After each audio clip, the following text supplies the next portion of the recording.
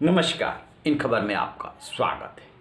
कांग्रेस में advisory committee की meeting हुई, मंथन हुआ, कोई आवाज़ नहीं आई क्योंकि सोनिया गांधी मीटिंग में थी नहीं, अहमद पटेल थे नहीं। कपिल सिब्बल ने जो राग छेड़ा था वो अभी थमा नहीं है। अब पी चिदम्बरम जो है सामने आया है। कपिल सिब्बल के इंटरव्यू के जस्ट बाद उनके बेटे कार्ति चिदम्बरम ने एक ट्वीट किया था और उस ट्वीट में साफ साफ कहा था कि इंट्रोस्पेक्शन की ज़रूरत है, आत्ममंथन की ज़रूरत है, फिर उसमें अपना आइडिया बनाइए और उसको तत्काल इम्प्लीमेंट कीजिए। लेकिन कार्ति चिदम्बरम की बात पे उतना ध्यान नहीं दिया गया, लिहाजा बेटे के बाद अब बाप यानी पी चिदम्बरम बोले हैं और उन्होंने कहा कि हाँ, आत्ममंथन की ज़रूरत तो है। निश्चित रूप से जब कार्ति चिदम्बरम की आवाज़ में पी चिदम्बरम अपनी आवाज़ मिलाते हैं, इसका मतलब है कि वो भी उस खेमे ने जो बात उठाई है उस पर रजामंदी दे रहे हैं कि कांग्रेस को ईमानदारी से आत्ममंथन की ज़रूरत है। और सिर्फ इस बात के आधार पे आप कपिल सिब्बल की बात को हवा में नहीं उड़ा सकते कि वो असंतुष्ट खेमे के हैं। कपिल सिब्बल को क्यों असंतुष्ट खेमा का माना जाता है? इसलिए कि जो 23 नेताओं ने अगस्त में कांग्रेस अध्यक्ष सोनिया गांधी को चिट्ठी लिखी थी, उसमें उन्होंने भी साइन किया था और वो एक तरह से अगुवा भी थे। गुलाम नबी आज़ाद, आनंद शर्मा के साथ कपिल सिब्बल भी अगुआ थे। उसमें मनीष तिवारी थे, शशि थरूर थे, मुकुल वासनिक थे, बहुत सारे बड़े नाम थे। पी चिदम्बरम उसमें नहीं थे। लेकिन अब पी चिदम्बरम इकोनॉमिस्ट माने जाते हैं और गृह मंत्री, वित्त मंत्री रह चुके हैं, लिहाजा उनकी और रेगुलर कॉलम भी लिखते हैं। उनकी बातों को गंभीरता से लिया जाता है, पार्टी फोरम में भी और पार्टी फोरम से बाहर भी।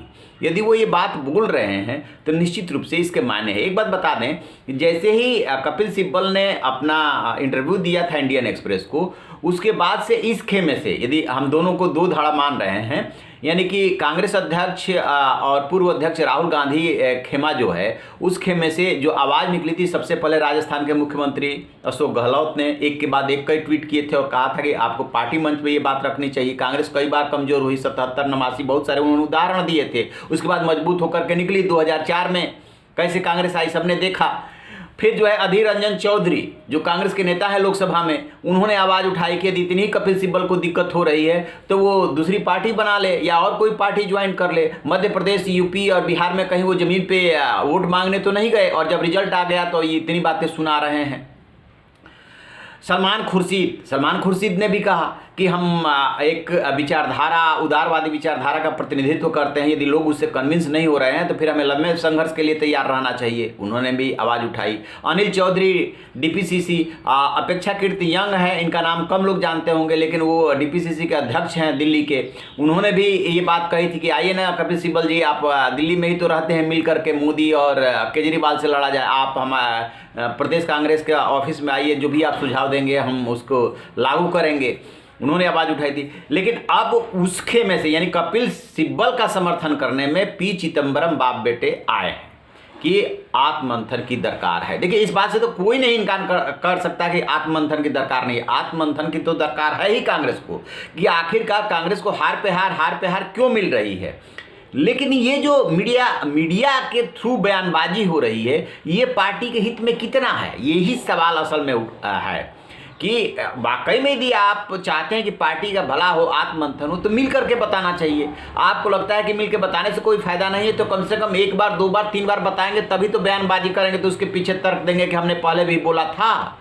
और दूसरी बात, पी चिदम्बरम हो, कार्ति चिदम्बरम हो या कपिल सिब्बल हो, ये जो नेता है ना वो कागजी नेता हैं। इनका ज़मीन पे कुछ नहीं है। आइडियोलॉग मान सकते हैं कि इनकी अपनी विचारधारा है कि एक इकोनॉमिस्ट है और दूसरा जो है वकील है, वो वैसे तो पी चिदम्बरम भी वकील है, ये सब मान सकते हैं। लेकिन जमीनी नेता, जनाधार वाला नेता अधीर रंजन चौधरी का एक छोटा ही सेगमेंट सही उनके पास है तो सही। गांधी परिवार अभी तक क्यों एक्सेप्ट किया जाता रहा है? क्योंकि बिना गांधी परिवार के कांग्रेस का चलना मुश्किल हो जाता है कि उसका जनाधार है तो सही। बिना जनाधार वाले नेता, चाहे गुलाम नबी आज़ाद हो, चाहे आनंद शर्मा हो, चाहे कपिल सिब्बल हो, चाहे पी चिदम्बरम हो, इनका कोई जनाधार नहीं है ना, कोई जमीन नहीं है ना। जमीन जब तक नहीं रहेगी तब तक आपकी सुनेगा कौन? तो इन नेताओं को बयानबाजी के साथ साथ जमीन भी तैयार करनी होगी, सिर्फ सुझाव देने से बात नहीं बनेगी। यही बात दूसरा पक्ष बोल रहा है। अब चलिए देखते हैं कि पी चिदम्बरम जो कपिल सिब्बल के साथ आए हैं, इसके बाद अगला नेता कौन है जो सुर में सुर मिलाता है और ये मांग करता है कि नहीं से इस पर मंथन होना चाहिए और फिर उसी हिसाब से कार्रवाई। तो आप रहिए ना बेखबर, देखते रहिए इन खबर। Thank you. इन खबर चैनल को सब्सक्राइब करें और